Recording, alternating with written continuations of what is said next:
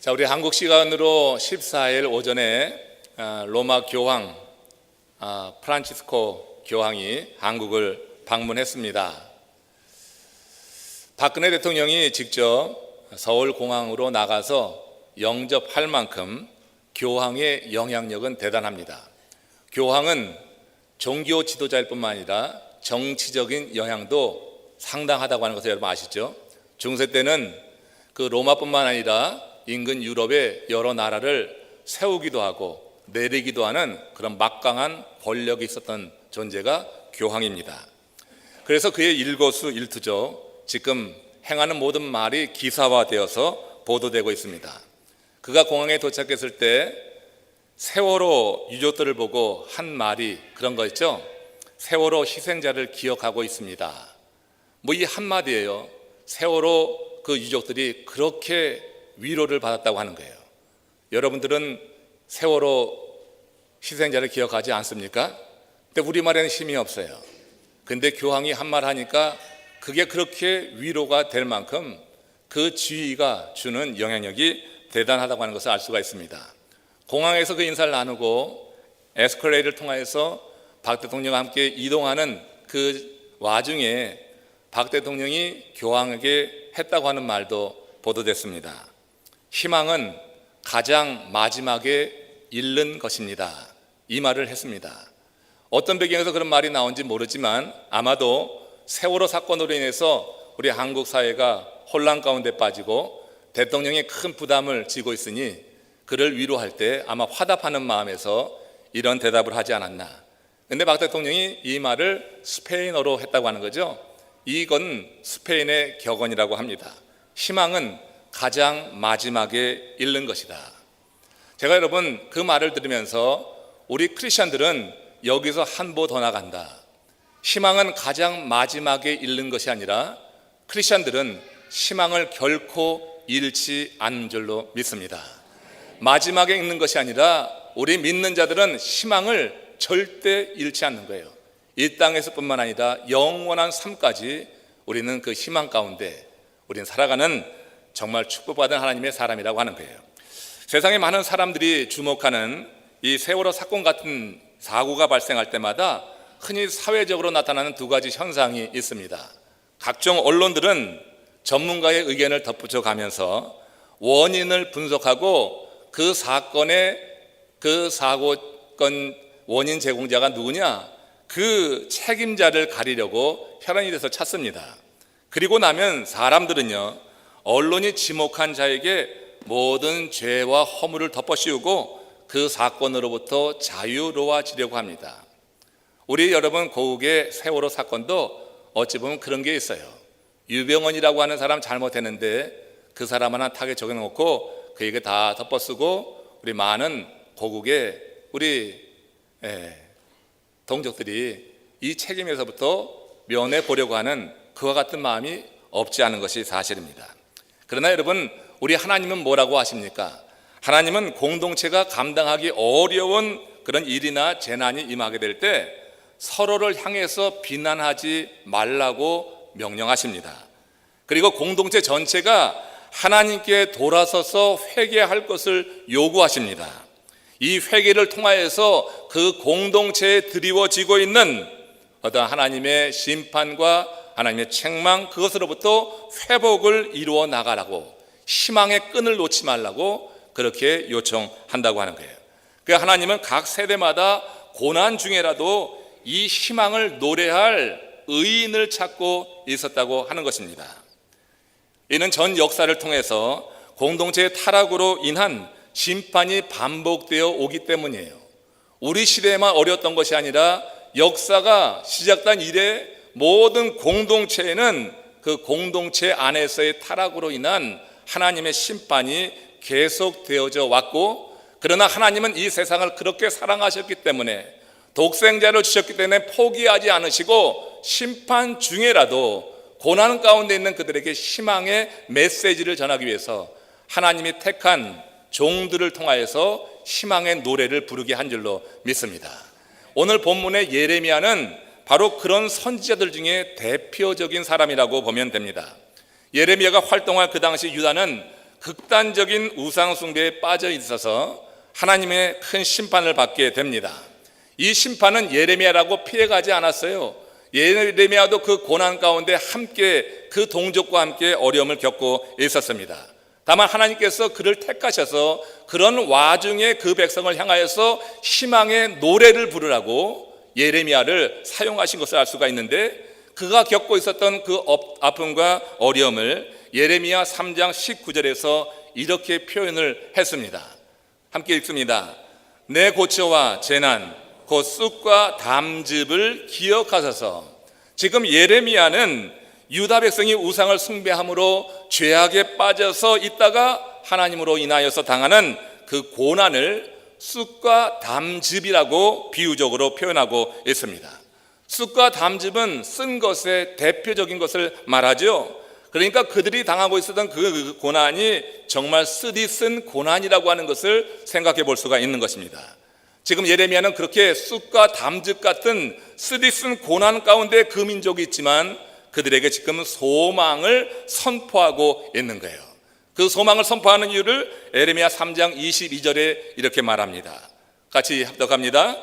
여호와의 인자와 긍휼이 무궁하심으로 우리가 진멸되지 아니함이니이다.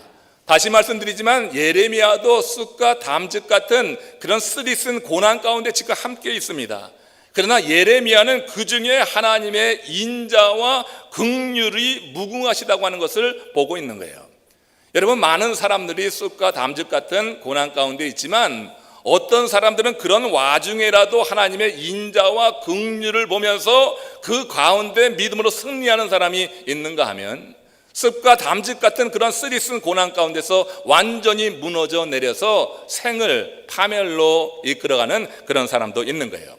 하나님께서 택하신 백성에게 그 고난 중에라도 희망을 주기 위해서 하나님은 예레미야의 눈을 열어서 하나님의 인자와 긍휼하심이 무궁하다고 하는 것을 그런 고난의 현장에서 깨닫게 하시고 우리가 진멸되지 않아 하실 거라고 하는 그런 확신을 심어주셔서 이제 이 유다 백성들에게 포로기에 있는 그들에게 희망을 노래하고 있는 것이 오늘 본문에 있는 말씀이라고 볼 수 있는 것입니다. 여러분, 이렇게 신실한 하나님의 사람들은 어떤 경우든지 주 안에서 희망을 바라보는 줄로 믿습니다. 여러분들이 어떤 상황에 있든지 간에 예레미야가 봤던 하나님의 그 인자하심과 긍휼하심에 대해서 눈이 열려지는 은혜가 임하시기를 축원합니다. 우리가 여러분 고난의 현장에서 쑥과 담즙같이 쓰디쓴 그런 인생의 경험을 한다 할지라도 하나님의 인자하심과 긍휼에 대해서 눈이 열리면은 우리는 얼마든지 견디는 것이고 그 이후에 하나님께서 펼쳐주시는 새로운 세계에서 하나님을 찬양하며 살 수 있다고 하는 것입니다. 우리가 놓지 않는 한 희망은 결코 우리를 버리는 법이 없습니다. 항상 문제는 우리가 희망을 먼저 버리기 때문에 그것이 문제라고 하는 것입니다. 보다 나은 삶에 대한 희망, 이 희망이 사라지는 그 순간 우리 인생은 급격히 기울어 가게 마련인 것이에요. 내 삶에 대한 어떤 소망이 없고 그 삶에 대해서 기대감이 없고 어떤 삶의 의욕이 없게 될 때 그때부터 우리의 삶은 급격히 기울여 간다고 하는 거예요. 올림픽에서 18개의 금메달을 획득한 선수가 있습니다. 은과 금까지 합하면 22개의 메달을 획득한 미국의 수영 황제 마이클 펠프스가 있습니다. 그가 2012년 런던 올림픽 이후에 은퇴를 선언했었어요. 그러다가 20개월 만에 다시 선수로 복귀해서 그 이후에 시합에 나가서 금메달을 하나 획득한 그런 일이 있습니다. 그가 복귀하는 자리에서 한 말이 참 인상적인데 이런 말입니다. 수영이 나는 즐겁습니다. 솔직히 은퇴 후의 생활은 지루했습니다. 다시 수영을 하면서 나는 행복을 찾고 있습니다. 이런 말을 했습니다. 여러분, 그는 수영하는 것이 즐겁다는 거예요.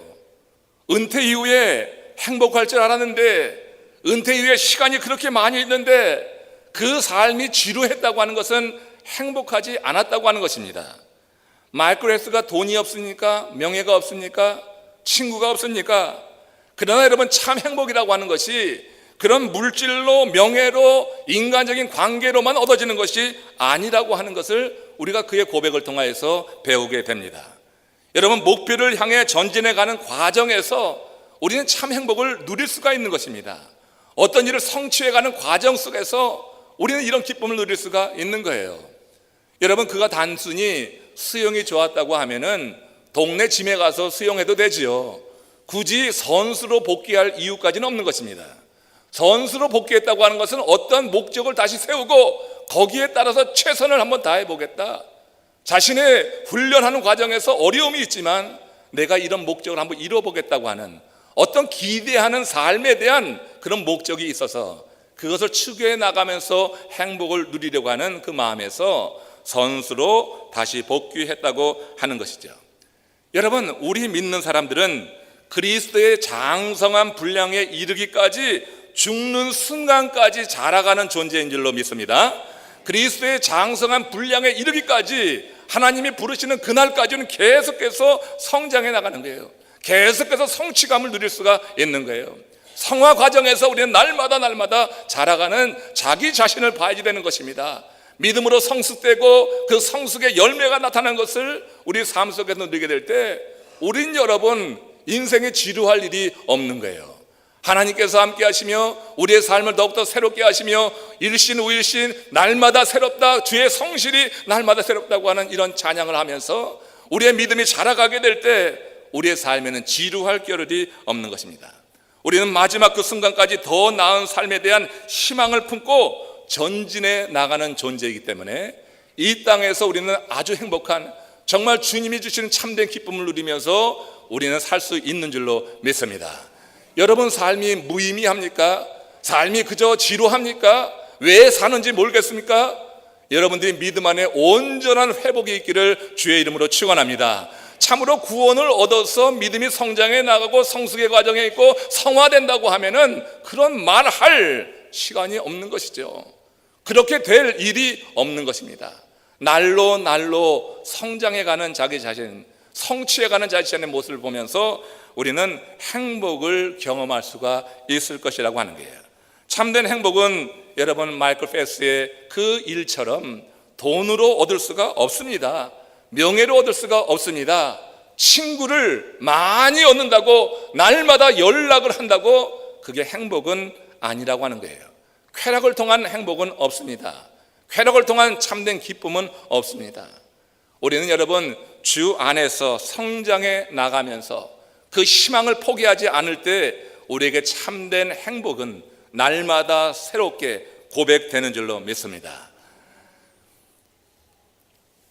리처드 버크라고 하는 분이 갈매기의 꿈이라고 하는 소설을 썼습니다. 여기에 한 장면 여러분들 좀 소개해 드리고 싶어요. 날개를 크게 다친 젊은 독수리 한 마리가 물 위로부터 떨어져 나와서 벼랑 끝에 불안하게 앉아 있습니다. 그는 몇 번이나 날아오르려고 날개짓을 해봤는데 다친 날개로는 도저히 하늘 높이 날 수가 없게 된 거예요. 그래서 그는 죽은 독수리의 뼈들이 수북히 쌓여있는 그 벼랑 그 바닥을 내려다보고 혼자 중얼거렸습니다. 하늘을 높이 날 수 없다는 것은 더 이상 살 가치가 없는 거지, 이렇게 사느니 차라리 죽는 게 낫겠다. 이게 독수리로서의 자존심을 지키는 일이야. 혼자 독백을 하고 있었습니다.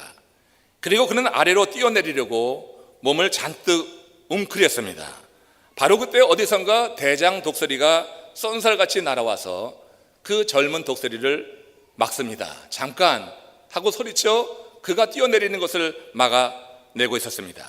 그리고는 그를 향하여서 애잔한 눈길로 한동안 바라보더니 그 앞에서 자신의 날개를 활짝 폈습니다.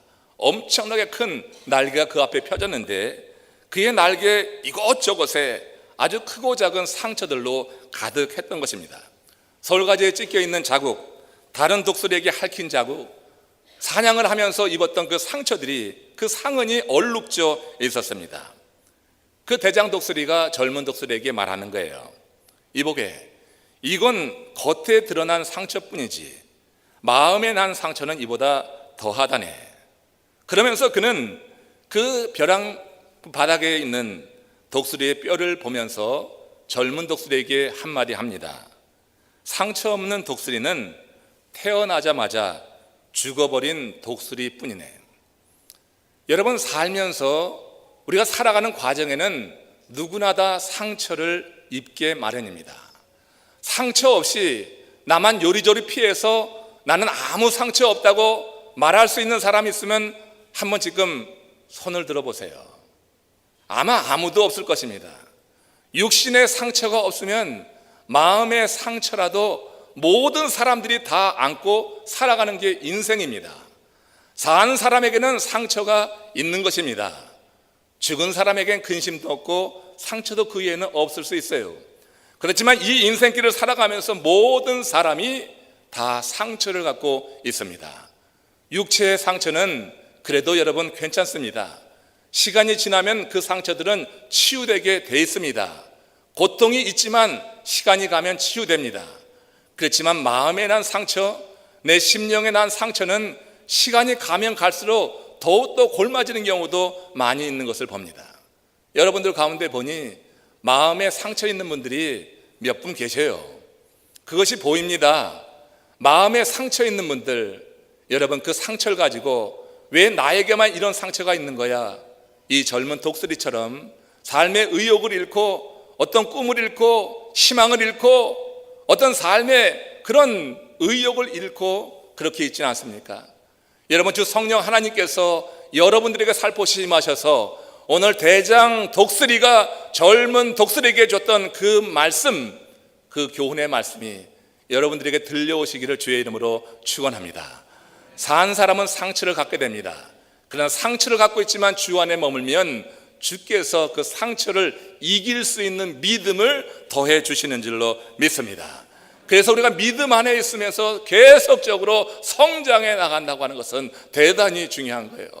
믿음 바깥에 있으면 이 상처, 내 상처만 생각을 합니다. 내 상처만 생각하면 이거를 키우게 됩니다. 그 상처에서 벗어나지 못합니다. 육신적이건 정신적이건 영적이건 그 상처의 노예가 돼서 그냥 여러분들의 인생을 망칠 수도 있다고 하는 거예요. 정신분석학자 칼 융이 그런 말을 했습니다. 피할 수 없는 고통은 지그시 받아들여야 하는데 고통을 당하지 않으려고 애쓰다 보면 신경증이 생긴다 그랬습니다. 피할 수 없는 고통이 우리 인생 가운데는 오기도 합니다. 뒤에 가서 말씀드리지만 그건 주님께서 우리에게 주신 멍해일 수도 있습니다. 피할 수 없는 고통 지그시 받아들일 수 있는 믿음이 여러분들 가운데 임하시기를 축원합니다. 이와 관련해서 여러분 영어의 한 말씀 가운데 이런 게 있습니다.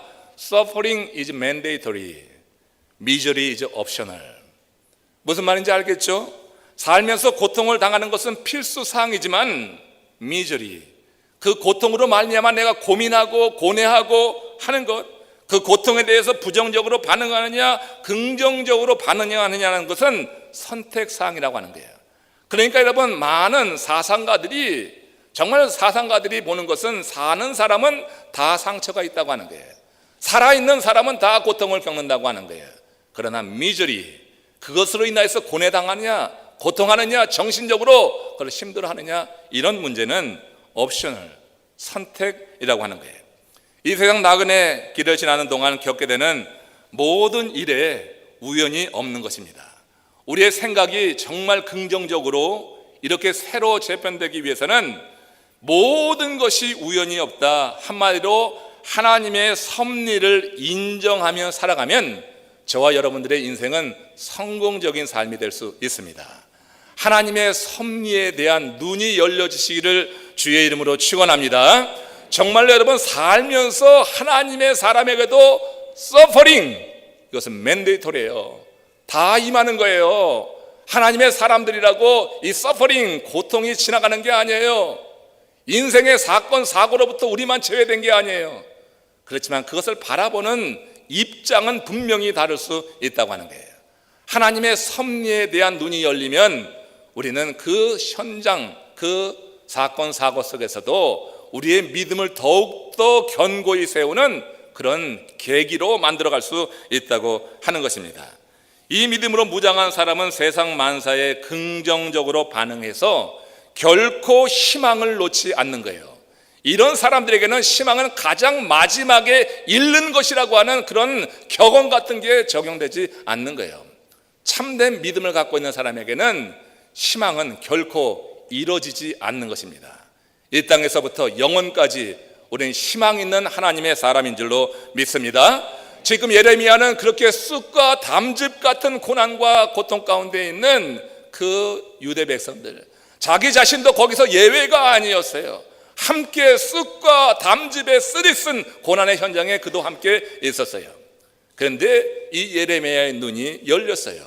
하나님의 자비와 하나님의 그 긍휼의 무궁하심에 대해서 눈이 열리면서 하나님께서 우리를 망하게 두지 않으실 것이다 하는 그런 확신이 들게 될 때, 그는 그 고난의 현장에서 쓰리쓴 그런 현장에서 희망을 노래하는 하나님의 사람이 될 수 있었다고 하는 것입니다. 섭리에 대해 눈이 열려라. 여러분들의 인생이 그럴 때 새로워지고 여러분들의 삶 속에 역사하시는 하나님의 손길은 더욱더 강하게 역사될 줄로 믿습니다. 마태복음 10장 29절이 바로 그런 내용입니다. 함께 읽습니다. 참새 2마리가 한 아사리온에 팔리는 것이 아니냐. 그러나 너희 아버지에게서 허락지 아니하시면 그 하나라도 땅에 떨어지지 아니하느니라. 참새는 미물의 대표입니다. 참새가 얘기할 때는 미물을 말하는 거예요. 그렇지만 이 미물 하나라도 하나님이 허락지 아니하시면 떨어지는 법이 없다. 하물며 하나님의 형상으로 창조된 인간에게 여러 가지 일이 찾아오는데, 사건 사고가 있는데 그것이 하나님이 허락지 아니하신 일일까? 하나님의 섭리라고 하는 점에서 이 부분을 생각해 보면서 여러분 자신에게 일어나는 모든 일을 믿음의 눈으로 보는 훈련을 쌓아가시기를 축원합니다. 그러다 보면 어느 순간에 우리도 예레미야가 고백한 것 같이 이렇게 고백이 되는 거예요. 예레미야가 3장 33절입니다. 같이 읽습니다. 주께서 인생으로 고생하며 근심하게 하심이 본심이 아니로다. 제가 여러분 부임해서 첫 주일날 드렸던 말씀입니다. 주께서 인생으로 고생하며 근심하게 하심이 본심이 아니로다. 제가 어떤데 이 말씀을 준비하면서 이 구절을 보는데요, 그렇게 기쁠 수가 없어요. 하나님의 본심을 알고 나니까 모든 게 다 염려가 없어지는 거예요. 여러분 하나님의 본심을 분명히 아셨으면 여러분들도 모든 부자유로부터 자유함이 있기를 주의 이름으로 축원합니다. 세상 일로 너무 염려하고 걱정하고 지금 내가 겪고 있는 이 문제 때문에 이 문제에 막혀서 거기에 사로잡혀서 여러분 마땅히 행해야 될 그 일도 행하지 못하고 그냥 거기에 매여 있는 인생이 되지 않기를 원합니다. 주께서 인생으로 고생하고 근심케 하실 수 있다고 하는 말입니다. 우리 인생으로 믿는 자에게 하나님께서 고생하고 근심하게 그렇게 허락하는 기간이 있다고 하는 것입니다. 그러나 그건 하나님의 본심이 아니에요. 고생하고 근심케 하기만 위한 것이 아니라 고생과 근심의 과정을 통하여서 그의 믿음을 더욱더 성숙시키고 그가 보다 나은 어떤 인생의 목표를 세우고 희망을 가지고 살아갈 수 있도록 하나님께서 그를 이렇게 훈련시키는 줄로 믿습니다. 이 정도 되고 나면 아무리 큰 어려움이 와도 좌절하거나 절망하지 않는 것입니다. 하나님의 본심을 아는 순간에 우리는 상처를 딛고 일어날 수 있는 거예요. 그래서 움츠렸던 날개를 활짝 펴고 다시 하늘 높이 날아 솟구쳐 올라갈 수 있는 그와 같은 믿음의 사람들이 될 수 있다는 것입니다. 예레미야는 하나님의 본심이 유대를 향한 자비와 긍휼임을 알아서 예레미야 3장 22절 23절에서 이렇게 말했었죠. 여호와의 자비와 긍휼이 무궁하심으로 우리가 진멸되지 아니함이니이다. 이것이 아침마다 새로우니 주의 성실이 크도소이다 그랬어요. 지금 예레미야는 더욱이 그가 이 하나님의 자비와 긍휼이 아침마다 새롭다고 고백을 하고 있는 거예요. 아침마다 새로워요. 어느 날 하루 경험한 게 아니에요. 예레미야도 그 고난, 쑥과 담즙 같은 그런 쓰리쓴 고난의 현장에 있었지만 어느 날 하루 그 하나님의 자비와 긍휼을 경험한 게 아니에요. 아침마다 새로웠어요. 이 얘기가 뭐냐면 이스라엘 백성이 광야를 거나는 그런 40년 동안에 하나님께서 이스라엘 백성들에게 아침마다 뭘 주었습니까? 만나를 주셨습니다. 만나를 받는 그들은 아침마다 그 만나를 받으면서 주의 성실하심에 대해서 기억하신 거예요. 주님께서 우리를 지키신다고 하는 하나님의 자비와 긍휼에 대해서 그들은 기억했던 것이에요. 바로 그 얘기가 되는 것입니다. 지금 이스라엘 백성들에게 광야에서 그렇게 만나주시고 매일같이 신선한 만나를 주셨듯이 이제 이 백성이 하나님의 긍휼과 자비를 매일같이 맛보며 살게 될 것에 대한 그런 희망의 메시지를 지금 전하고 있는 거예요. 이건 예레미야가 먼저 지금 누리고 있기 때문에 선포할 수 있는 거예요. 자신의 경험을 통해서 지금 말하는 거예요. 그런 고난의 쓰디쓴 현장에 있지만 예레미야는 하나님의 자비와 긍휼을 매일 아침 누리고 있는 거예요. 여러분, 이와 같이 큰 복이 어디 있습니까? 우리가 살아가는 현장이 그야말로 쑥과 담즙같이 쓰디쓴 일들이 많이 일어나는데, 그럼에도 불구하고 여러분들이 하나님의 자비와 긍휼을 말해요 매일 아침 맛본다고 하면 이것이야말로 큰 복인 줄로 믿습니다. 하나님의 말씀을 묵상하는, 하나님의 말씀을 큐티하는 여러분들이 누릴 수 있는 특권이에요. 저는 우리 교회 모든 성도들이 말씀 묵상에 들어가길 원합니다. 여성 말씀 묵상반 더 열어지길 원합니다. 남성 말씀 묵상반 6반인데 올해 10반 되기를 원합니다. 여러분, 이 말씀 묵상이 날마다 새로운 하나님의 은혜로 우리에게 임할 것입니다. 우리가 살면서 이 말씀 묵상을 잘하면 날마다 새로운 하나님의 자비와 긍휼을 우리도 예레미야처럼 고백할 수 있다고 하는 거예요. 예레미야의 이 선포, 그것은 희망은 내일 이루어지는 일이었습니다. 그렇지만 예레미야 자신이 현재 그 희망을 누리고 있으면서 그 백성에게 자신이 누리고 있는 그 희망을 지금 심어주면서 미래에 펼쳐질 일을 이렇게 선언한다고 하는 거예요. 예레미야 3장 24절 26절을 보십시오. 우리가 기다리는 동안 어떻게 해야 될까? 여기 이렇게 기록이 됩니다. 같이 읽습니다. 내 심령에 이르기를 여호와는 나의 기업이시니 그러므로 내가 그를 바라리라 하도다. 기다리는 자에게나 구하는 영혼들에게 여호와는 선하시도다. 사람이 여호와의 구원을 바라고 잠잠히 기다림이 좋도다. 잠잠히 기다리는 것. 하나님은 우리의 상황을 우리보다 더 잘 아십니다. 우리가 찬양할 때 마지막 곡으로 했죠? 하나님은 우리를 잘 아시는 분이에요. 우리보다 더 최선의 길이 무엇인지 아십니다. 그렇기 때문에 하나님은 우리에게 가장 좋은 것을 주시는 분인데, 우리가 할 일은 뭐냐면 하나님의 때를 기다리는 거예요. 근데 우리의 조급증은 어떻습니까? 하나님께서 일하실 때를 내가 기다리지 못하는 거예요. 그리고 내가 먼저 앞서서 나가는 거예요. 그러다가 하나님이 응답하시는 것 같지 않으면은 그 다음에 삐지는 거예요. 영적으로 토라지는 거예요. 그래서 믿어봐도 소용없다 하는 시험에 빠지게 되는 거예요. 그러면서 주를 떠나는 어리석은 인생들이 있는 겁니다. 그러나 여러분 기억하십시오. 하나님의 섭리를 믿는 사람은 하나님의 때에 대해서 완전한 믿음을 가져야 될 줄로 믿습니다. 하나님은 여러분들을 최선의 것으로 입혀주시고 최선의 것으로 허락해 주시는 좋으신 하나님인 줄로 믿습니다. 불가능한 일이요? 여러분들이 믿음을 가지고 기다리십시오. 기다리는 동안에 잠잠히 여호와의 구원을 잠잠히 기다림이 좋도다 한 것처럼 여러분 흔들리지 않는 믿음으로 기다려 보십시오. 여러분께 하나님이 좋은 것을 주시는 그때가 반드시 임할 줄로 믿습니다. 아직 제가 말은 못 드리겠는데 여러분, 우리 성도님들 가운데 기다려서 좋은 것을 얻은 사람들이 한두 분이 아닙니다.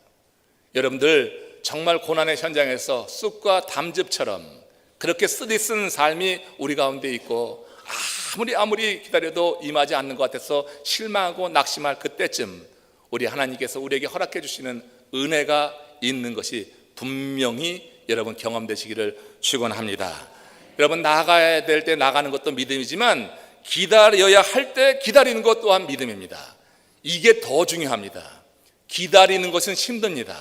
나가는 것은 한번 할 수 있습니다. 어떤 면에서 믿음이 없어도 한번 객기로 해도 할 수 있습니다. 근데 기다리는 건 참 힘들어요. 나가야 할 때 나가는 건 믿음이지만 기다릴 때 기다리는 것은 더 큰 믿음이에요. 우리가 여러분 나가야 할 때 기다리는 그런 청개구리 같은 믿음을 보이고 있어요. 기다리라고 하는데 자꾸 나서는 그런 모습을 보입니다. 기다려야 할 때 기다리는 겁니다. 사람이 여호와의 구원을 바라고 잠잠히 기다림이 좋도다. 하나님은 여러분들이 어떤 상황에 있든지 수렁에 있든지 즙과 그 담즙과 쑥같이 그런 쓰디쓴 상황 가운데 있든지 여러분들을 구원하시는 좋으신 하나님인 줄로 믿습니다. 하나님은 그 구원하시는 선한 뜻을 갖고 있어요. 그래서 그 구원을 바라고 잠잠히 기다리는 것이 참 좋은 것이다. 하나님, 우리가 하나님을 온전히 믿고 바라보면서 잠잠히 기다리는 그 모습을 보기 원하신다. 그리고 하나님은 일하시는 거예요. 영국 러스킨 대학의 심리학자 피터 힐스라고 하는 분이 아주 흥미로운 연구 결과를 발표했습니다. 이런 겁니다. 행복한 사람일수록 상대의 눈을 똑바로 바라보고 우울한 사람일수록 눈길을 피한다 하는 그런 연구입니다. 여러분들은 상대와 대화할 때 눈을 똑바로 바라봅니까? 눈에 힘주지 않고 그냥 사랑스러운 눈길로 그렇게 바라보고 있습니까? 아니면 대화 중에나 또 무의식 가운데 그냥 눈길을 회피하고 있습니까? 정말 행복한 사람은 상대의 눈을 응시한다고 했어요. 우울한 사람일수록 그 눈길을 피합니다. 그러니까 누군가 나와 눈을 마주치지 않는다고 하면 저 사람이 지금 내게 감정 있나 이렇게 보지 마시고 저 사람이 지금 아프구나 생각하시면 될 것 같아요. 마음이 약하고 우울하면 눈길을 피하기 쉽다고 하는 것입니다. 한편 우울하기 때문에 상대의 눈길을 피하는데 이런 행동이 그 사람의 기분을 더욱 우울하게 만든다고 하는 거예요. 눈을 피한다고 하는 것은 다른 사람과 소통할 의지가 없다고 하는 심리적인 표현이기도 합니다. 이런 행동을 하면 할수록 그 사람이 느끼는 고립감은 더욱더 커져 나가는 것이죠. 여러분, 성도들 가운데 이런 분들을 간혹 봅니다. 눈을 잘 마주치지 못하는 분들을 봅니다. 마주치려고 해도 회피하는 경우도 많이 봅니다. 상처를 받았거나 삶이 우울할 때 사람은 사람과의 시선을 피할 뿐만 아니라 좀 더 심하게 되면, 그리고 우리가 볼 때 좀 안타까운 일인데 하나님을 바라보는 그 시선도 회피하는 거예요. 내가 상처받고 내 삶이 막히고 내 삶이 쑥과 담즙같이 그렇게 쓰디쓴 상황 속에 있을 때 사람을 바라보는 시선뿐만 아니라 하나님을 바라보는 시선까지 완전히 거두는, 그것이 문제라고 하는 것입니다. 그건 신앙의 위기 가운데 처했다고 하는 증거예요. 아무리 쑥과 담즙같이 쓰디쓴 그런 환경 가운데 있다 할지라도, 혹 사람의 눈길은 피한다 할지라도 하나님을 바라보는 그 시선은 여러분 회피하지 않기를 주의 이름으로 축원합니다. 거기서부터 희망이 있는 거예요. 거기서부터 내가 하나님을 바라보게 될 때, 그때 내 삶을 돌이켜서 반성하기도 하고 거기서부터 시작해서 회복의 단계로 나가게 되는 거예요. 하나님이 우리에게 은혜를 주시고 자비를 주시고, 그래서 우리가 우리의 삶을 회복시켜 나갈 수가 있다고 하는 것입니다. 그렇기 때문에 하나님과 눈 맞추는 것은 여러분 절대 포기해서는 안 되는 것입니다. 삶이 아무리 힘들고 어려워도 하나님과 이 눈 맞춤에 여러분 포기함이 없는 그런 신실한 주의 종들 되기를 바랍니다. 참 믿음의 사람은 아무리 우울한 일이 있어도 이렇게 하나님을 향한 시선은 거두지 않는 것이에요. 그것은 하나님의 섭리를 믿기 때문이에요. 다시 앞으로 돌아간 거예요. 하나님의 섭리. 진정으로 행복한 사람은 바로 이렇게 하나님의 섭리를 믿기에 쑥과 담즙같이 쓰디쓴 인생의 현장 가운데서도 혹 사람들에게는 그 눈이 돌아가지 않고 시선을 돌린다 할지라도 하나님을 향한 그 시선은 변함없이 바라보는 거예요. 그래서 그 어려운 현장 가운데서 하나님의 자비와 긍휼이 아침마다 새롭게 느껴지는 거예요. 그러면서 다시 일어나고 그 이후에는 더욱더 견고해져서 하나님이 쓰시는 인물이 되어 나간다고 하는 것입니다. 하나님의 섭리에 대한 눈이 확실히 열리기를 축원합니다. 예레미야가 결론적으로 예레미야 3장 27절 28절에서 이렇게 말을 합니다. 같이 읽습니다. 사람은 젊었을 때에 멍에를 매는 것이 좋으니 혼자 앉아서 잠잠할 것은 주께서 그것을 그에게 메우셨습니다. 다시 한번 섭리의 문제입니다. 젊어서 멍에를 맸다고 하는 것은 이 멍에가 일시적인 거라고 하는 거예요. 그러니까 하나님의 사람들에게 하나님께서 멍에를 메울 수가 있어요. 우리가 구원받았지만 살면서 그 멍에로 인하여서 상처를 받을 수도 있어요. 그러나 그 멍에 어떤 사건, 사고, 내가 원치 않는 그런 일들, 이런 것이 내게 임할 때 혼자 앉아서 잠잠하라고 하는 것입니다. 그것을 주께서 메우셨기 때문이다. 하나님이 우리에게 멍에를 메우셨으면 내가 벗으려고 해도 되질 않아요. 멍에를 메우셨으면 멍에를 메우는 그 기간 동안에 잠잠히 앉아서 주님을 응시해 보면 되는 줄로 믿습니다. 주님을 응시해 볼 때 주님께서 그 과정 속에서 하나님의 자비와 긍휼을 보여주시고 하나님이 뜻의 내가 너로 근심하고 고생하는 것이 내 본심이 아니다 하는 것을 알게 해주시는 그런 순간을 허락해 주신다고 하는 거예요. 여러분, 혹시 이 멍에로 힘들어하는 분들 계십니까? 여러 가지 이유로 여러분들의 어깨에 이 멍에 하나씩 얹혀 있는 경우가 있습니다. 질병으로 혹은 재정적인 문제로 혹은 여러 가지 인간적인 관계로 자녀를 키우면서 말을 듣지 않고 제멋대로 행하는 그런 일들로 인해서 또 우리가 갖고 있는 인생의 비전이 막히고 나가지 못하는 그런 현실 속에서 여러분들 나름대로 크고 작은 멍해가 있기도 합니다. 믿는 우리들에게는 그것이 없으면 좋겠는데 믿는 우리들에게도 그 멍해가 지워질 때가 있습니다. 하나님께서 우리에게 지워주신 것으로 보십시오. 그냥 다른 이유 되지 말고 하나님이 내게 지워주신 것이다, 그렇게 바라보는 그런 믿음이 있길 바랍니다. 그리고 절대로 하나님을 향한 시선은 여러분 포기하지 마십시오. 주님과 눈을 맞추고 주님의 은혜 안에 늘 거할 수 있도록 힘써 나가십시오. 그때 하나님께서 우리에게 주시는 이 희망, 그 희망이 정말 반짝 빛나는 그와 같은 보배처럼 내 삶을 환히 비춰주는 빛으로 임하게 될 줄로 믿습니다. 스페인 사람들은 희망은 가장 마지막에 잃는 것이다 했어요. 그러나 하나님의 사람들은 이 경구를 넘어서라고 했습니다. 우리는 희망을 절대 잃지 않습니다. 희망은 선물이요, 하나님 아버지가 우리에게 주신 선물입니다. 우리가 거부하지 않는 한 그 희망은 계속적으로 하나님이 우리에게 주시는 선물입니다. 그래서 믿는 자는 결코 희망을 잃지 않는 거예요. 이 땅에서뿐만 아니라 이 세상을 사랑하신 주님은 그 아들을 통하여서 우리의 희망을 영생까지 이어 놓으셨어요. 그렇기 때문에 이 세상에서 희망은 가장 마지막에 잃는 것이라고 하는 것은 세상 사람들이 하는 이야기예요. 세상 사람들 가운데 가장 그래도 뛴 사람들, 뭔가 깨달은 사람들이 하는 얘기예요. 그러나 주 안에서는 그건 아무것도 아니에요. 주 안에서는 절대 희망을 잃어서는 안 되는 거예요. 주님의 죽음을 헛되이 하지 않는 거예요. 주님은 그 십자가의 죽음을 통하여서 우리의 희망을 영생까지 이어 놓으셨으니 여러분들이 주님을 바랄 때마다 십자가 앞에 나올 때마다 이와 같은 믿음으로 더욱더 온전히 세워져 나가시기를 바랍니다. 유시아가 쓴 하늘 호수로 떠난 여행이란 책에 인상적인 글귀 하나 말씀드리면서 말씀을 마무리하겠습니다. 눈에 눈물이 없으면 그 영혼에 무지개가 없다고 하는 겁니다. 우리 눈에 눈물이 없으면 그 영혼에 무지개가 없다. 영혼에 무지개가 없다고 하는 것은 소망이 없다고 하는 거예요. 무지개는 희망을 상징하는데 그 영혼에 무지개가 없으면 그것은 소망 없는 인생, 그야말로 절망적인 삶을 말합니다. 그런데 그 눈에 무지개, 그 영혼의 무지개가 뜨기 위해서 우리 눈에 눈물이 있어야지 되는 겁니다. 우리 눈에 눈물, 하나님은 우리에게 그 영혼의 희망의 무지개를 주시기 위해서 어찌 보면 내 눈에서 눈물 나는 일을 주실 때가 있습니다. 하나님이 메어주신 멍해일 수 있습니다. 믿는 우리들에게도 이 멍해가 벗겨지지 않고 주님이 허락하신 기간은 메고 나가야 될 때가 있어요.